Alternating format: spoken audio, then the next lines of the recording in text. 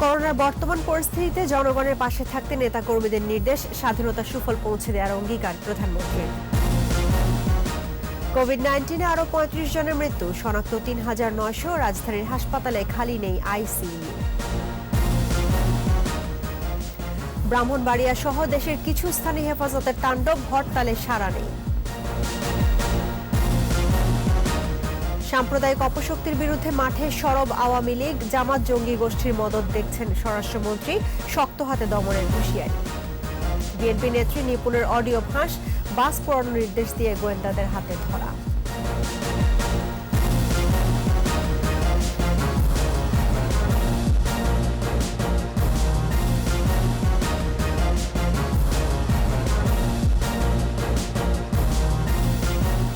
First security ইসলামী bank limited সংবাদ শিরোনাম। আমন্ত্রণ সন্ধ্যা ৭টার ২১ সংবাদে, আপনাদের সঙ্গে আছি রাহনুমা রাহি। দর্শক, ২১ টেলিভিশনের সংবাদ একই সাথে সরাসরি দেখতে পাবেন আমাদের ফেসবুক পেজ www.facebook.com/2124 অনলাইনে।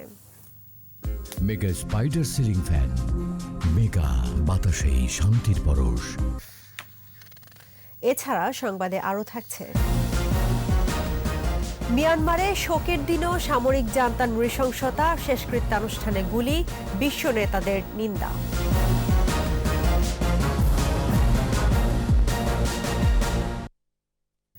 করোনা সংক্রমণ বেড়ে যাওয়ায় জনগণের পাশে থাকতে আওয়ামী লীগ নেতাকর্মীদের নির্দেশ দিয়েছেন প্রধানমন্ত্রী শেখ হাসিনা। স্বাধীনতার সুবর্ণ জয়ন্তী ও জাতীয় দিবস উপলক্ষে আওয়ামী লীগের আলোচনায় প্রধানমন্ত্রী বলেন, লাখো শহীদের রক্তে অর্জিত স্বাধীনতার সুফল বাংলার ঘরে ঘরে পৌঁছে দিতে বর্তমান সরকার প্রতিজ্ঞাবদ্ধ। প্রণব চক্রবর্তীর রিপোর্ট। মহান স্বাধীনতা ও জাতীয় দিবস উপলক্ষে বাংলাদেশ আওয়ামী লীগের আলোচনা সভায় গণভবন থেকে যুক্ত হন আওয়ামী লীগ সভাপতি ও প্রধানমন্ত্রী শেখ হাসিনা। আজকে আমাদের স্বাধীনতার সুবর্ণ জয়ন্তী আমরা পালন করছি। বক্তৃতার শুরুতেই স্বাধীনতা সংগ্রামের ইতিহাস তুলে ধরেন প্রধানমন্ত্রী। বলেন, ৭৫-এ জাতির পিতাকে সপরিবারে হত্যার পর ২১ বছর ধরে একটি গোষ্ঠী ইতিহাস বিকৃতি করে জাতির সাথে বেইমানি করেছে। জাতির পিতাকে হত্যার পর যে আদর্শকে সম্পূর্ণভাবে নস্যাৎ করে বাংলাদেশকে ধ্বংসের দিকে নিয়ে যাওয়া হচ্ছিল, আওয়ামী লীগ সরকার আসার পর আমরা আবার সেই আদর্শকে পুনর্বাসন করে সেই আদর্শ নিয়েই আমরা দেশ পরিচালনা করেছি। এখানে নতুন কিছু না, ম্যাজিক কিছু না। স্বাধীনতার সুবর্ণ জয়ন্তীর অনুষ্ঠানে বাংলাদেশের উন্নয়নে বিশ্ব নেতাদের স্বীকৃতির কথাও তুলে ধরেন প্রধানমন্ত্রী। স্বাধীনতার সুফল বাংলার ঘরে ঘরে পৌঁছে দেওয়ার অঙ্গীকার ছিল প্রধানমন্ত্রীর কণ্ঠে। স্বাধীনতার সুফল বাংলাদেশের মানুষের ঘরে ঘরে আমরা পৌঁছে দেব, এবং সেটা দেবার মতো দক্ষতা বাংলাদেশ অর্জন করেছে। আর সেই অর্জন করেছি বলেই আজকে সারা বিশ্ব বাংলাদেশের জনগণকে সম্মানিত করেছে আমাদের মহান স্বাধীনতা দিবসে এবং মুজিব বর্ষ উপলক্ষে শুভেচ্ছা বার্তা দিয়ে। আমি সকলকে আন্তরিক ধন্যবাদ জানাচ্ছি, সেই সাথে সাথে বাংলাদেশের জনগণকে এবং বিশেষ করে আমার প্রতিষ্ঠান আওয়ামী লীগ এবং আমাদের সকল সহযোগী সংগঠন নেতা কর্মী সকলকেই। করোনা সংক্রমণ বৃদ্ধি পাওয়ায় নেতাদের প্রস্তুত থাকার নির্দেশ দেন আওয়ামী লীগ সভাপতি। যখন করোনা ভাইরাসের প্রচণ্ড মহামারী আকার ধারণ করলো, সেই সময় যখন মানুষের পাশে আপনারা দাঁড়িয়েছিলেন, আবার সেই করোনার একটা ধাক্কা আমরা দেখতে পাচ্ছি আসছে। এখন আমাদের সবাইকে প্রস্তুতি নিতে হবে যে করোনা ভাইরাসের জন্য মানুষের কষ্ট না হয়। একটা রাজনৈতিক দল হিসেবে তাদের পাশে দাঁড়ানো, এটা আমাদের কর্তব্য। করোনা মোকাবেলায় সবাইকে স্বাস্থ্যবিধি মেনে চলারও আহ্বান জানান প্রধানমন্ত্রী শেখ হাসিনা। সকলেই যেন মাস্ক পরে, সেটা সকলকে অবশ্যই নিশ্চিত করতে হবে। স্কুল খুলতে চেয়েছিলাম, কিন্তু আমরা সেটা এখন করোনা ভাইরাসের প্রাদুর্ভাব, হঠাৎ করে প্রাদুর্ভাব বেড়ে যাওয়াতে আমরা ঠিক এখন না করে আমরা রোজার পরে, ঈদের পরে আবার স্কুল কলেজ শিক্ষা প্রতিষ্ঠান খুলে দেব।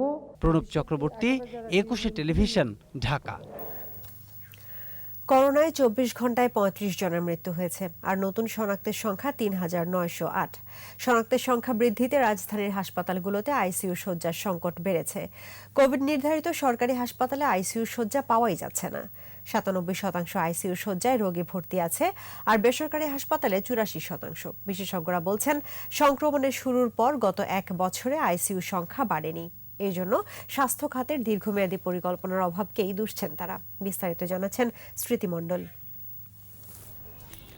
কোভিড-19-এ আক্রান্ত ও মৃতের সংখ্যা প্রতিদিনই বাড়ছে। সেই সাথে চাহিদা বাড়ছে রাজধানীতে কোভিড নির্ধারিত হাসপাতালের আইসিইউর। সরকারি 10টি হাসপাতালে আইসিইউ শয্যা 108টির মধ্যে ভর্তি রোগীর সংখ্যা 105। কুয়েত মৈত্রী হাসপাতাল, কুর্মিটোলা জেনারেল হাসপাতাল, Dhaka medical college, Bangabandhu Sheikh Mujib medical বিশ্ববিদ্যালয় ও মুগদা জেনারেল হাসপাতালে একটিও আইসিইউ বেড ফাঁকা নেই।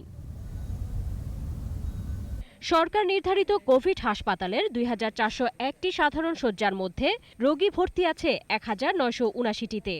ফেব্রুয়ারিতে আমাদের কয়েকটা আইসিইউ বেড ফাঁকা থাকতো, ওই ধরনের চাপ ছিল না, কিন্তু গত 1 সপ্তাহ 2 সপ্তাহ মেডিসিন কোমরবিডিটি এবং মেডিসিন রিলেটেড সমস্যা এবং কোভিড বা শুধু কোভিড, এই আইসিইউগুলি আমাদের আসলে খালি নেই। রাজধানীর 9টি বেসরকারি হাসপাতালে কোভিড আক্রান্তদের জন্য সাধারণ শয্যায় 928টির মধ্যে ভর্তি আছে 563 জন। আইসিইউ 188টির মধ্যে খালি আছে মাত্র 43টি শয্যা। রাজধানীর সরকারি হাসপাতালে 97% আইসিইউ শয্যায় রোগী ভর্তি আছে ও সাধারণ শয্যায় 82%। বেসরকারি হাসপাতালের 77% আইসিইউ শয্যা এবং সাধারণ শয্যায় 61% রোগী ভর্তি। সংক্রমণের 1 বছর পূর্ণ হলেও আইসিইউ শয্যার সংখ্যা বাড়েনি। গত 1 বছরে যে নতুন আইসিইউ সেটআপ সেটা খুব বেশি কিন্তু বাড়ে নাই। সাথে সাথে এখন যেহেতু কোভিডের ক্রাইসিসটা শুরু হয়েছে, সো কোভিডের জন্য এটা বেশি লাগছে। এবং আমাদের আরেকটা জিনিস মনে রাখতে হবে, সাথে সাথে কিন্তু আমাদের অন্যান্য ডিজিজগুলোও কিন্তু এখন লাগছে। স্বাস্থ্য অধিদপ্তর বিবৃতিতে জানিয়েছে, একদিনে মারা গেছে আরও 35 জন। মৃতের সংখ্যা বেড়ে 8,904। নতুন শনাক্ত 3,908, যা 9 মাসের মধ্যে সর্বোচ্চ। মোট শনাক্ত 5,95,714। একদিনে সুস্থ হয়েছে 2019 জন। করোনায় দৈনিক সংক্রমণ হার বেড়ে 17.65%। মৃত্যুহার 1.49%। সংক্রমণের এ পর্যায়ে স্বল্প, মধ্য ও দীর্ঘমেয়াদী পরিকল্পনা নেয়ার পরামর্শ বিশেষজ্ঞদের। এই ধরনের অসুখ বিসুখ দেখা যাচ্ছে যে এখন কিন্তু মাঝে মাঝে আসবে, হয়তো কোভিড চলে গেলে অন্যটা আসবে। তো এই যে প্রিপারেশনটা, সেটা আমাদের হেলথ সিস্টেম আমাদের সেই শিক্ষাটা নিতে পারে নাই।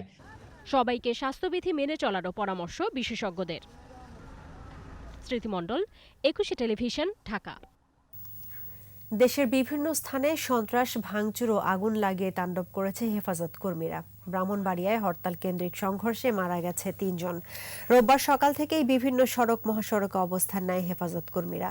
এ সময় তারা সরকারি দপ্তর সহ বিভিন্ন প্রতিষ্ঠানে হামলা ও ভাঙচুর করে, কিছু প্রতিষ্ঠানে আগুন লাগিয়ে দেয়। এ সময় শহরের পৈরতলা, পুলিশ লাইসেন্স এলাকা, কুমিল্লা সিলেট মহাসড়কের কিছু এলাকা সহ বিভিন্ন স্থানে আইনশৃঙ্খলা বাহিনীর সাথে সংঘর্ষে জড়িয়ে পড়ে তারা। এ সময় 2 জন নিহত হয়। আহত হন সাংবাদিক ও পুলিশ সহ 150 শতাধিক মানুষ।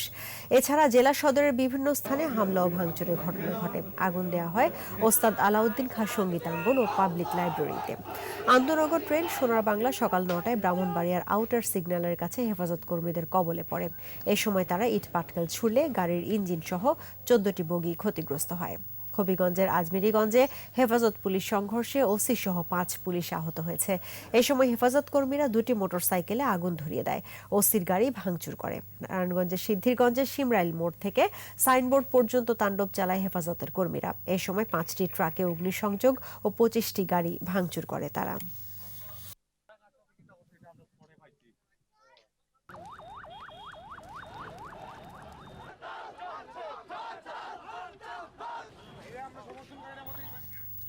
এদিকে হেফাজতে ইসলামের ডাকা হরতালের প্রভাব ছিল না রাজধানীতে। মোড়ে মোড়ে আইন শৃঙ্খলা বাহিনী ছিল সতর্ক অবস্থানে। সকালের দিকে বায়তুল মোকাররম মসজিদ এলাকায় হেফাজত কর্মীরা পিকেটিং এর চেষ্টা করলে পুলিশ তাদের সেখান থেকে সরিয়ে দেয়। ঢাকা চট্টগ্রাম রোডের সাইনবোর্ড এলাকায় সড়ক অবরোধ করে বিক্ষোভ করে হেফাজত। পরে পুলিশ তাদের ধাওয়া দিয়ে সরিয়ে দেয়। সে সময় দীর্ঘক্ষণ যানবাহন বন্ধ থাকায় ভোগান্তিতে পড়েন সাধারণ মানুষ। সাইদুল ইসলামের রিপোর্ট। হেফাজতের ডাকা সকাল সন্ধ্যা হরতালে রাজধানীর চিত্র। রাজধানীর বেশিরভাগ সড়কেই যান চলাচল স্বাভাবিক। তবে সকালে ঢাকা চট্টগ্রাম মহাসড়কে অবস্থান নেয় হেফাজত। হরতালের সমর্থনে বিভিন্ন স্লোগান দেয় তারা। সানারপাড় এলাকায়ও টায়ার জ্বালিয়ে রাস্তা বন্ধ করার চেষ্টা করে তারা।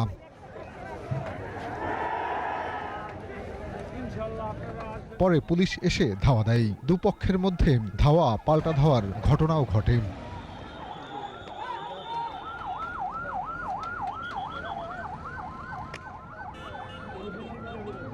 এতে ভোগান্তিতে পড়ে সাধারণ মানুষ। গুলিস্তান থেকেই তো বাস বন্ধ, তারপরে এই পর্যন্ত আসলাম সিএনজিতে, এখন এসে দেখতেছি সামনে ওই অবস্থা, আগুন জ্বলতেছে। এখন তো দুর্ভোগে, মানে কারণ হচ্ছে আমি যাইতে চাইতেছি কিন্তু যাইতে পারতেছি না। গাড়ি চিটাং রোড টার্নিং থেকে বন্ধ আছে, এখন এখান থেকে মনে করেন ভয়ে আতঙ্ক আছি, গাড়ি চালাইতে পারি না, এটাই সমস্যা। মানুষের চলাচলে যাতে কেউ কোনো সমস্যা করতে না পারে সেজন্য ব্যবস্থা নেওয়া হবে বলে জানিয়েছে পুলিশ।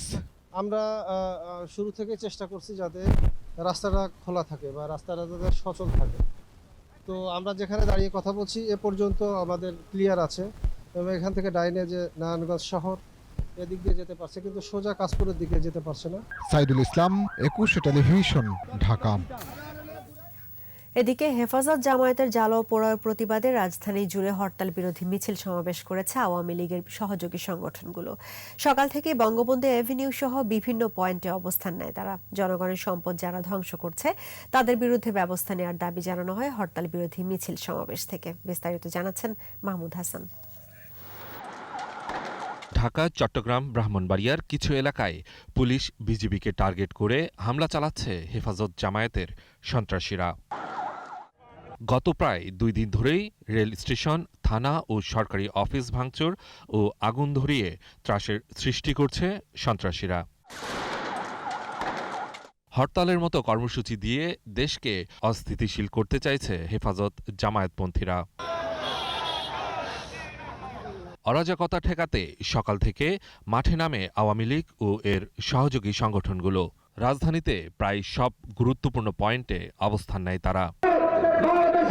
ঢাকা মহানগর আওয়ামী লীগের নেতাকর্মীরা সকাল থেকে বঙ্গবন্ধু এভিনিউয়ের কেন্দ্রীয় কার্যালয় সংলগ্ন 0 পয়েন্ট এলাকায় অবস্থান নেয়। শাহবাগে জাতীয় জাদুঘরের সামনে অবস্থান নেয় যুবলীগ। পুরনো ঢাকার বাহাদুর শাহ পার্ক, মালিবাগ, রামপুরা, মিরপুর উত্তরা, তেজগাঁও এলাকায়ও হরতাল বিরোধী মিছিল সমাবেশ হয়। সমাবেশ থেকে মৌলবাদী অপশক্তিকে রুখে দেওয়ার আহ্বান জানানো হয়। মাহমুদ হাসান, 21 টেলিভিশন, ঢাকা। চলমান বিশৃঙ্খলায় শুধু হেফাজত নয়, অতীতের সন্ত্রাস ও জঙ্গিবাদের পৃষ্ঠপোষকতাকারী হরকাতুল জিহাদ, জামাত শিবির ও বিএনপির প্রত্যক্ষ মদতও রয়েছে বলেছেন স্বরাষ্ট্রমন্ত্রী আসাদুজ্জামান খান কামাল। সচিবালয়ে সাংবাদিকদের তিনি আরও বলেন, ধ্বংসাত্মক ঘটনাগুলোতে সরকার একেবারেই নমনীয় নয়, আর আইন শৃঙ্খলা বাহিনী চরম ধৈর্যের পরিচয় দিচ্ছে মাত্র। কারণ প্রত্যেকটি ঘটনায় এতিম ও ছোট্ট শিশুদের মানব ঢাল হিসেবে ব্যবহার করে ক্ষতির মুখোমুখি দাঁড় করানো হচ্ছে। এসব অপচেষ্টা বন্ধ না করলে শক্ত হাতে দমন করার হুঁশিয়ারি দেন স্বরাষ্ট্রমন্ত্রী। বলেন, শান্তিপূর্ণ দেশ পরিচালনাকে ব্যাহত করার সুযোগ কাউকে দেয়া হবে না। সেই ঘটনাগুলি কেন্দ্র করে নানান ধরনের গুজব সৃষ্টি করেছিল, সেইটা লাইভ দেখিয়েছেন। বাঁশের খেলনা নামক একটি ভিডিও বার্তার মাধ্যমে তারা অবরিতভাবে এই ধরনের আহ্বান জানিয়েছেন, উত্তেজনা সরিয়েছেন। আমরা এগুলো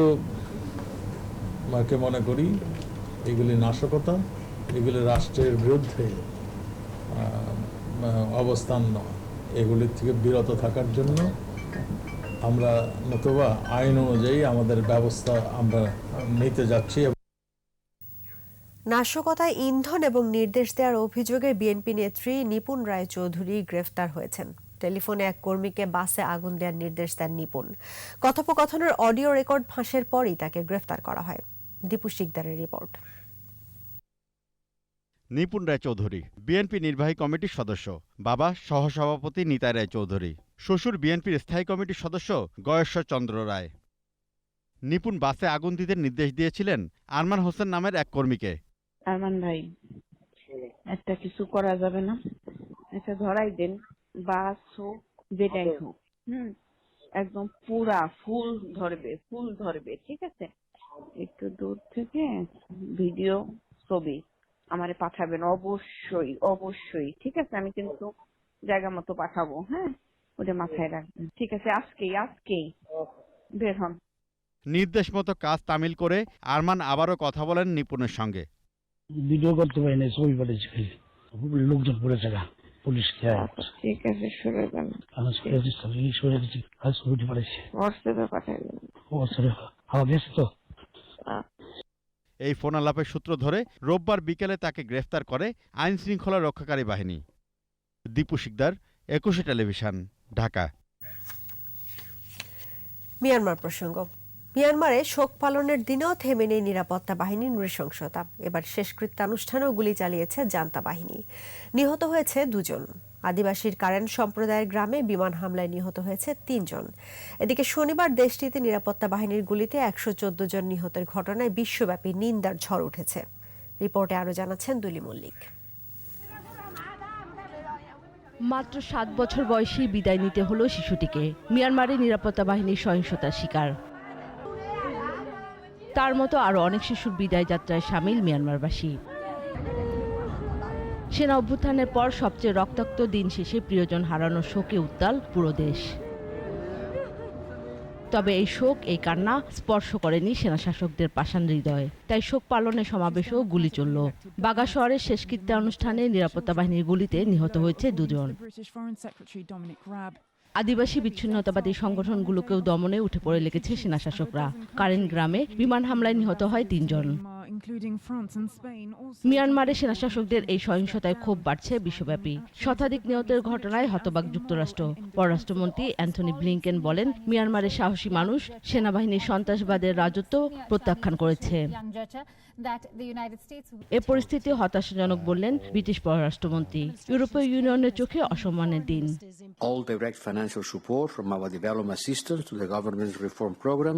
নিন্দা জানিয়েছেন জাতিসংঘের মহাসচিব Antonio গুতারেসও। Failure to do so will only condemn the Syrian people to more despair, and we simply cannot let that happen. এছাড়া জাপান, দক্ষিণ কোরিয়া সহ বিভিন্ন দেশ মিয়ানমার সেনাবাহিনীকে বেসামরিক জনগণের উপর অস্ত্র প্রয়োগ বন্ধের আহ্বান জানিয়েছে। দুলি মল্লিক, 21 টেলিভিশন। নিচ্ছি প্রিমিয়ার ব্যাংক লিমিটেড সংবাদ বিরতি। নো মাস্ক নো সার্ভিস বিধি মেনে চলুন, সুস্থ থাকুন। যখন ফিরছি তখন অন্যান্য খবরের সঙ্গে আরও থাকবে। বীজ আমদানিতে কর সুবিধার দাবি সিড অ্যাসোসিয়েশনের। কর্পোরেট ট্যাক্স কমানোর আহ্বান চামড়া ব্যবসায়ীদের।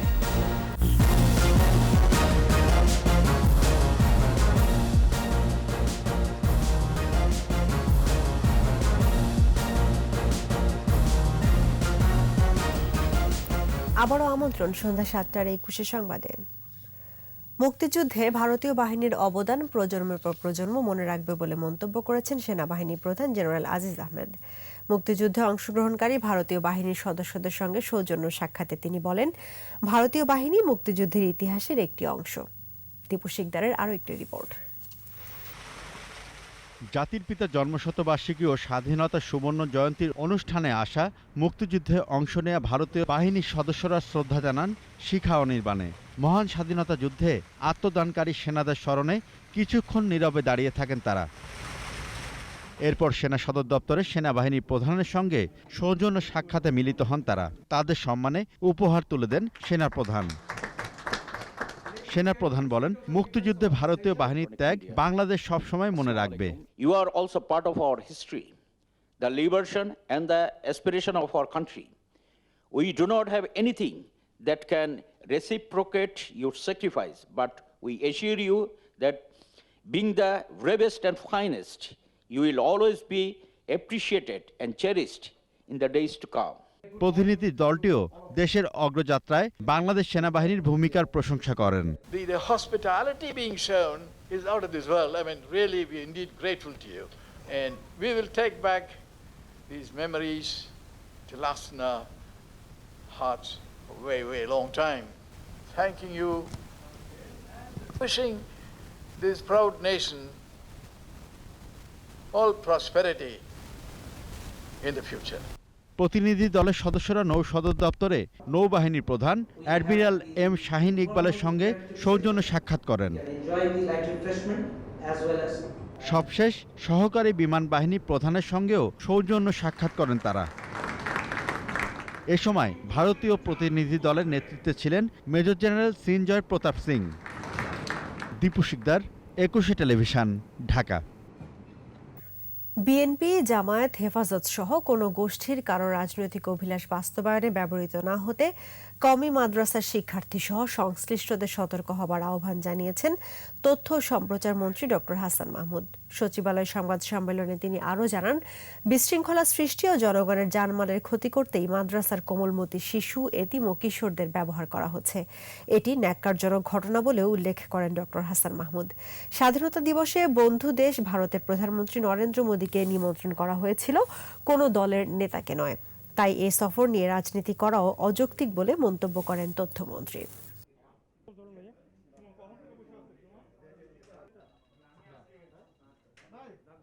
বাংলাদেশের বিভিন্ন জায়গায় নৈরাজ্য সৃষ্টি করেছে, সরকারি সম্পত্তিতে আগুন দিয়েছে, ভূমি অফিস জ্বালিয়ে দিয়েছে, রেল স্টেশনে আগুন দিয়েছে, থানা আক্রমণ করেছে, রাস্তার উপরে দেওয়াল তুলে দিয়েছে, বিভিন্ন জায়গায় জনগণের সম্পত্তি এবং বাসে আগুন দিয়েছে।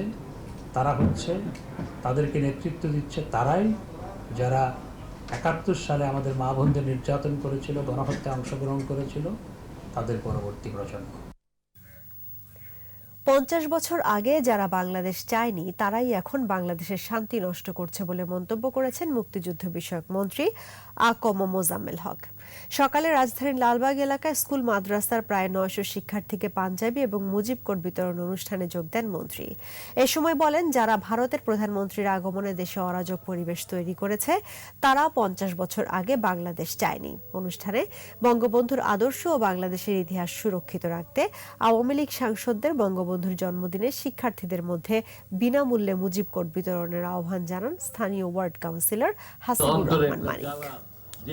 কেন তাদের স্বাদের পাকিস্তান ভেঙে আজকে বাংলাদেশ স্বাধীন হলো, সেই অন্তর্জলার কারণেই হয়তোবা আজকে হরতাল ডেকে প্রহসন করছে। বীজ আমদানিতে ২০৩০ সাল পর্যন্ত কর সুবিধা চেয়েছেন বাংলাদেশ সিড অ্যাসোসিয়েশনের নেতারা। আর কর্পোরেট ট্যাক্স কমানোর দাবি চামড়াজাত শিল্পের উদ্যোক্তাদের। এদিকে কৃষি পণ্য উপকরণ ক্রয়ে কর ছাড়ের দাবি জানিয়েছে অ্যাগ্রো প্রসেসর অ্যাসোসিয়েশন। জাতীয় রাজস্ব বোর্ড মিলনায়তনে প্রাক বাজেট আলোচনায় সংগঠনগুলো এসব দাবি জানায়। তৌহিদুর রহমানের রিপোর্ট।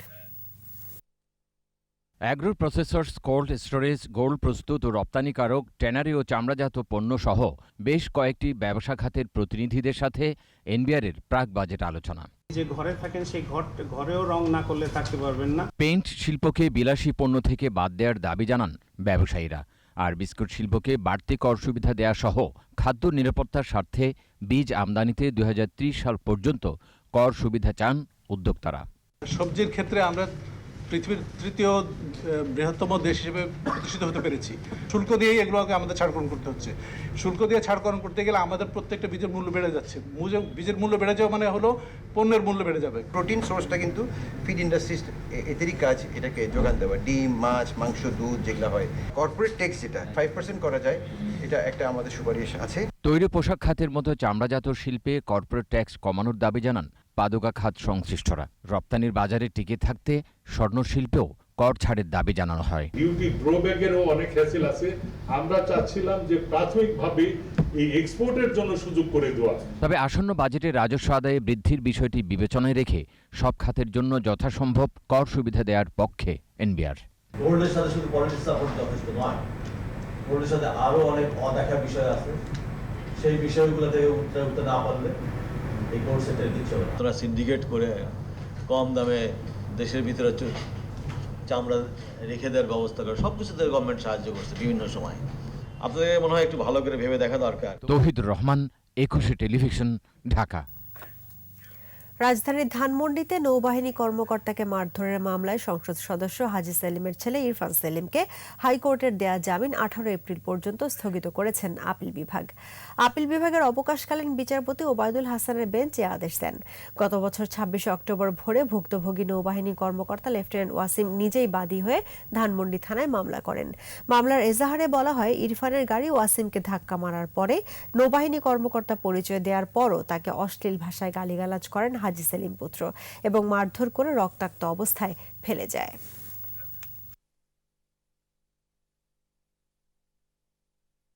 এটা একটা মিস অ্যাপ্লিকেশন ছিল। এখনও আমাদের কাছে হাইকোর্টের দেওয়া জামিনের অর্ডার হাতে এসে পৌঁছায় নাই। 4 সপ্তাহের মধ্যে যখন হাইকোর্টের আদেশটা পৌঁছাবে তখন আমরা আজকের এই যে স্টে হয়েছে তার ভেকেটিং চাবো এবং 4 সপ্তাহ পর এটা পূর্ণাঙ্গ বেঞ্চে শুনানি হবে। শাহজালাল আন্তর্জাতিক বিমানবন্দরের 3য় টার্মিনালের নির্মাণ কাজ চলার সময় মাটির নিচে বহু পুরনো বোমা পাওয়া গেলেও আশঙ্কার কিছু নেই বলে আশ্বস্ত করেছে সিভিল এভিয়েশন কর্তৃপক্ষ। সংস্থার চেয়ারম্যান বলেন, বোমা পাওয়ার পর থেকে বিমান বাহিনীর বিশেষজ্ঞরা পুরো এলাকা সুইপিং করেছেন, আর কোনো বোমার উপস্থিতি পাওয়া যায়নি, তাই শঙ্কার কিছু নেই বলেও জানান তিনি। জসিম জুয়েলের রিপোর্ট। হযরত শাহজালাল আন্তর্জাতিক বিমানবন্দরের 3য় টার্মিনাল নির্মাণের কর্মযজ্ঞ শুরু হয়েছে বেশ আগেই, কিন্তু পাইলিংয়ের কাজ করার সময় মাটির নিচে বহু পুরনো বেশ কয়েকটি বোমা পাওয়া যায়, ফলে কিছুটা আতঙ্ক ছড়িয়ে পড়ে নির্মাণ কর্মীদের মাঝে। বোমা পাওয়ার পর থেকেই 3rd টার্মিনাল এলাকায় সুইপিং করে বেসামরিক বিমান চলাচল কর্তৃপক্ষ। 5টি বোমা উদ্ধারের পর নতুন করে আর কোনো বোমা পাওয়া যায়নি। 3rd টার্মিনালে প্রথম বোমা পাওয়া যায় 9 ডিসেম্বর। এরপর 14, 19, 28 এবং 30 ডিসেম্বর আরও 4টি বোমা পাওয়া যায়। বেসামরিক বিমান চলাচল কর্তৃপক্ষের chairman air vice marshal Mofidur Rahman জানান, বোমা পাওয়ার পর থেকেই 3rd টার্মিনাল এলাকায় সুইপিং বাড়িয়ে দেওয়া হয়েছে। সুইপিং করে কোনো বোমা না পাওয়ায় ধারণা করা হচ্ছে এখন আর সেখানে কোনো বোমা নেই। এখন আমরা যেটা করছি সেফটির জন্য প্রতিনিয়ত একটা যখন ক্লিয়ার মাটি কাটা হয় তখন আমাদের বিমান বাহিনীর যে এক্সপার্ট টিম আছে এসে তারা সুইপিং করছে, করে করে আমরা নিচের দিকে এগিয়ে যাচ্ছি। আমি আশা করি যে এটা এখন যথেষ্ট নিরাপদ আছে। বোমা শনাক্তকরণে শক্তিশালী স্ক্যানার ডিভাইস আনার চেষ্টা চলছে। সেটা আনা গেলে মাটির আরও গভীর পর্যন্ত সুইপিং করা যাবে বলে জানান বেসামরিক বিমান চলাচল কর্তৃপক্ষের চেয়ারম্যান। আর একটু শক্তিশালী স্ক্যানার অথবা স্ক্যানিং ডিভাইস নিয়ে আসার চেষ্টা করছে। যদি ওইটা হয়, এটা অনেক মাটির গভীর পর্যন্ত তারা দেখতে পাবে, সুইপিং করতে পারবে। তো এটা যদি এসে যায় তাহলে আমাদের আরও ইজি হবে। তো আমার ধারণা যে আর বেশি আমরা পাবো বলে মনে হয় না, বাট যতটুকু আছে বর্তমানে নিরাপদ কন্ডিশনই আছে। তারপরও সর্বোচ্চ সতর্কতার সাথে কাজ করা হচ্ছে বলে জানান air vice marshal Mofidur Rahman. এটা এখন যথেষ্ট নিরাপদ আছে এবং বাকি যারা এখানে কাজ করছে তারা সতর্কতার সাথে কাজ করছে। জসিম জুয়েল, 21 টেলিভিশন, ঢাকা। এবারের আয়োজন বিএসবি গ্লোবাল নেটওয়ার্ক বইমেলা প্রতিদিন।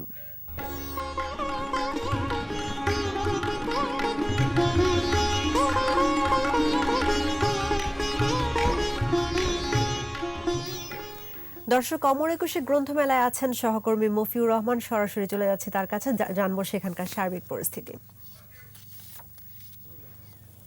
ধন্যবাদ রাহি। এই মুহূর্তে আমি আছি বাংলা একাডেমি আয়োজিত অমর একুশে বইমেলায়।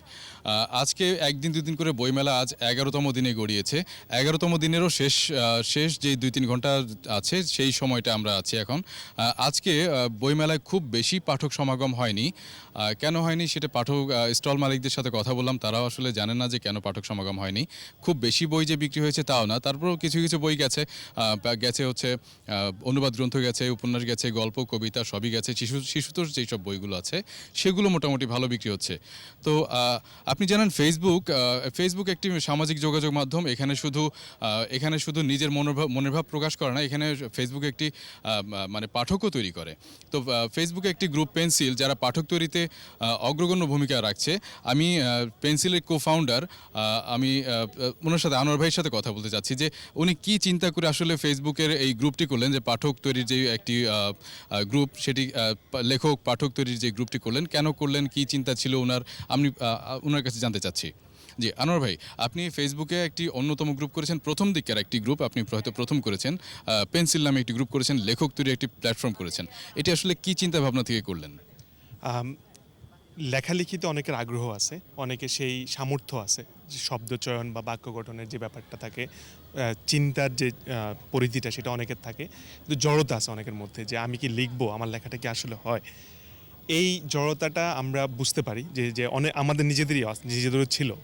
তো আমাদের কাছে মনে হয়েছে যে যারা নবীন লেখক, লিখতে আগ্রহী কিন্তু লেখার ঠিক প্ল্যাটফর্ম পাচ্ছে না, সেই চিন্তা থেকে যে ওনাদেরকে আমরা প্ল্যাটফর্মটা দেব, সেই চিন্তা থেকে পেন্সিলটা শুরু। তো এই তো পেন্সিলের শুরু, তারপরে আমরা পরবর্তীতে গান, কবিতা আবৃত্তি, ছবি তোলা এবং ছবি আঁকা এই জিনিসগুলো অ্যাড করি। এভাবে পেন্সিল শুরু এবং সামনে আগানো আর কি।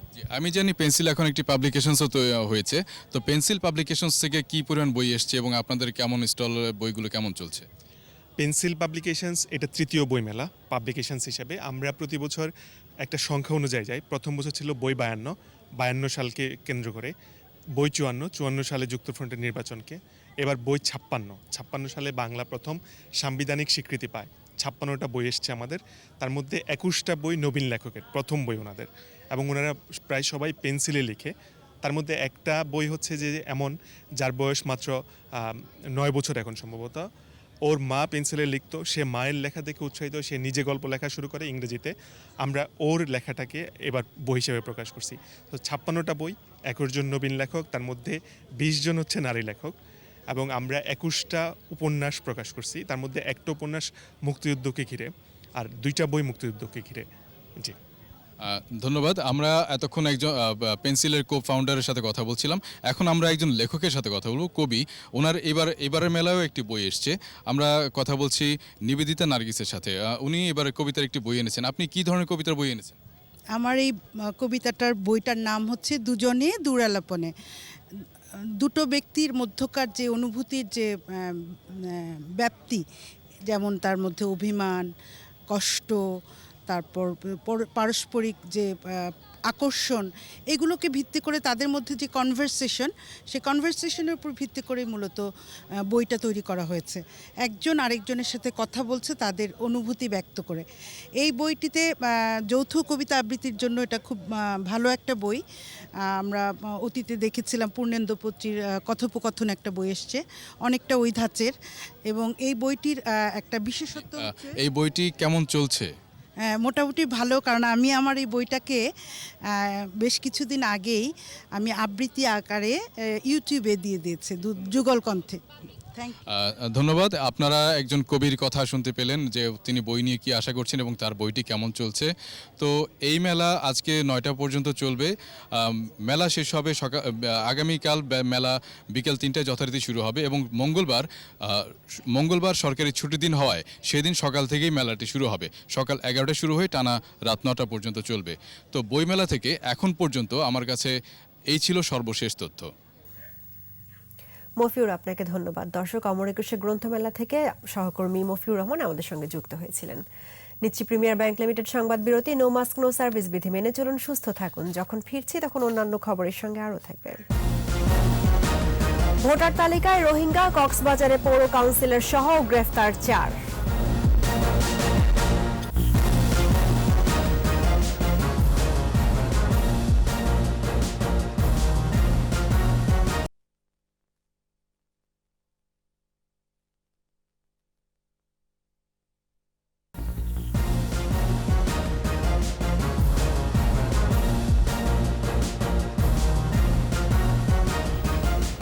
আমন্ত্রণ আবারও সন্ধ্যা 7টার একুশে সংবাদে।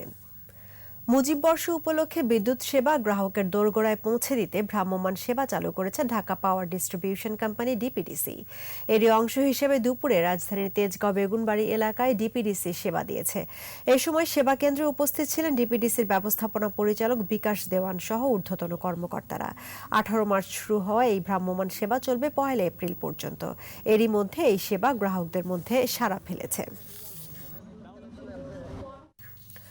রোহিঙ্গাদের ভোটার করার দায়ে কক্সবাজার পৌরসভার বর্তমান ও সাবেক 3 কাউন্সিলর সহ 4 জনকে গ্রেফতার করেছে দুদক। ভোরে নিজ নিজ বাসা থেকে তাদের গ্রেফতার করে দুদকের পৃথক পৃথক 2টি টিম। তারা হলেন কক্সবাজার পৌরসভার 2 নম্বর ওয়ার্ডের বর্তমান কাউন্সিলর মিজানুর রহমান, 10 নম্বর ওয়ার্ডের সাবেক কাউন্সিলর জাবেদ কায়সার নোবেল, 11 নম্বর ওয়ার্ডের সাবেক কাউন্সিলর রফিকুল ইসলাম ও অফিস সহকারী দিদারুল ইসলাম। দুদক জানায়, অনৈতিকভাবে রোহিঙ্গাদের ভোটার তালিকায় অন্তর্ভুক্তি করার প্রেক্ষিতে তাদের বিরুদ্ধে মামলা করা হয়েছিল।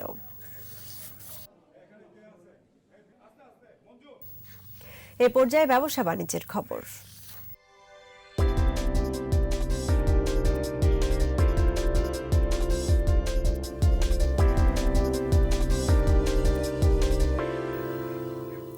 8 মাসের মধ্যে সর্বনিম্ন লেনদেন হলো দেশের পুঁজিবাজারে, তবে সূচক কিছুটা বেড়েছে। রোববার ডিএসইতে লেনদেন হওয়া 350টি প্রতিষ্ঠানের মধ্যে দর বেড়েছে 134টির, কমেছে 84টির, আর অপরিবর্তিত ছিল 132টির দর। ডিএসইর প্রধান সূচক ডিএসইএক্স 16 পয়েন্ট বেড়ে উঠে আসে 5343 পয়েন্টে। দিন শেষে ডিএসইতে লেনদেনের পরিমাণ দাঁড়ায় 382 কোটি 54 লাখ টাকা। সূচক বেড়েছে দেশের অপর স্টক এক্সচেঞ্জ সিএসইতেও। লেনদেন হয়েছে 28 কোটি 23 লাখ টাকা শেয়ার ও মিউচুয়াল ফান্ড। জানাবো খেলার খবর।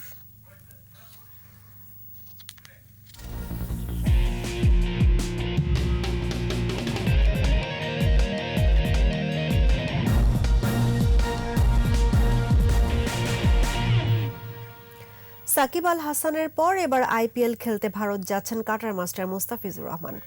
এরই মধ্যে মুস্তাফিজকে অনাপত্তিপত্র দিয়েছে বিসিবি। ক্রিকেট বিষয়ক ওয়েবসাইট ক্রিকবাজকে অনাপত্তিপত্র দেওয়ার বিষয়টি নিশ্চিত করেছেন বিসিবির প্রধান নির্বাচক মিনহাজুল আবেদিন নান্নু। আইপিএল চলাকালীন 2 ম্যাচের টেস্ট সিরিজ খেলতে শ্রীলঙ্কা সফরে যাবে বাংলাদেশ। ওই সফরের জন্য তাই মুস্তাফিজকে বিবেচনায় রাখা হয়নি। আইপিএলে নিজের প্রথম 2 আসরে মুস্তাফিজ খেলেন সানরাইজার্স হায়দ্রাবাদে। শেষ আসরে ছিলেন মুম্বাই ইন্ডিয়ান্সে। এবার তাকে 1 কোটি রুপিতে দলে ভিড়িয়েছে রাজস্থান রয়্যালস। বঙ্গবন্ধুর জন্মশতবর্ষ উপলক্ষে শুরু হয়েছে বঙ্গবন্ধু শেখ মুজিবুর রহমান জন্মশতবার্ষিকী জুনিয়র র্যাঙ্কিং ব্যাডমিন্টন চ্যাম্পিয়নশিপ। সকালে শহীদ তাজউদ্দিন আহমেদ ইনডোর স্টেডিয়ামে টুর্নামেন্টের উদ্বোধন করেন ব্যাডমিন্টন ফেডারেশনের সভাপতি ডক্টর আব্দুল মালেক। বিশেষ অতিথি ছিলেন ফেডারেশনের সহসভাপতি কে এম শহীদুল্লাহ। স্বাস্থ্যবিধি মেনে ব্যাডমিন্টন ফেডারেশনের ব্যবস্থাপনায় এই টুর্নামেন্টে সারা দেশ থেকে বিভিন্ন সংস্থা সহ 52টি দল অংশ নিচ্ছে। এতে 250 জন পুরুষ ও 40 জন নারী খেলোয়াড় রয়েছেন। এই টুর্নামেন্ট থেকে ভবিষ্যতের তারকা খেলোয়াড় তৈরি হবে এমন আশা আয়োজকদের।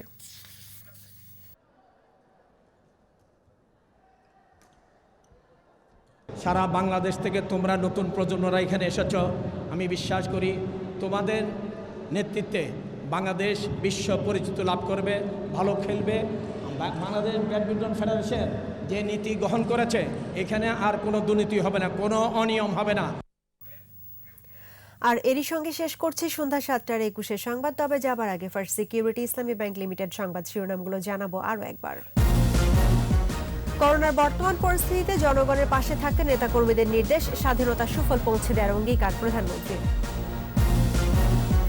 কোভিড-19 আরও 35 জনের মৃত্যু, শনাক্ত 3900, রাজধানীর হাসপাতালে খালি নেই আইসিইউ। ব্রাহ্মণবাড়িয়া সহ দেশের কিছু স্থানে হেফাজতের তাণ্ডব, হরতালে সাড়া নেই। সাম্প্রদায়িক অপশক্তির বিরুদ্ধে মাঠে সরব আওয়ামী লীগ, জামাত জঙ্গি গোষ্ঠীর মদদ দেখছেন স্বরাষ্ট্রমন্ত্রী, শক্ত হাতে দমনের হুঁশিয়ারি। এবং বিএনপি নেত্রী নিপুণের অডিও ফাঁস, বাস পোড়ানোর নির্দেশ দিয়ে গোয়েন্দাদের হাতে ধরা।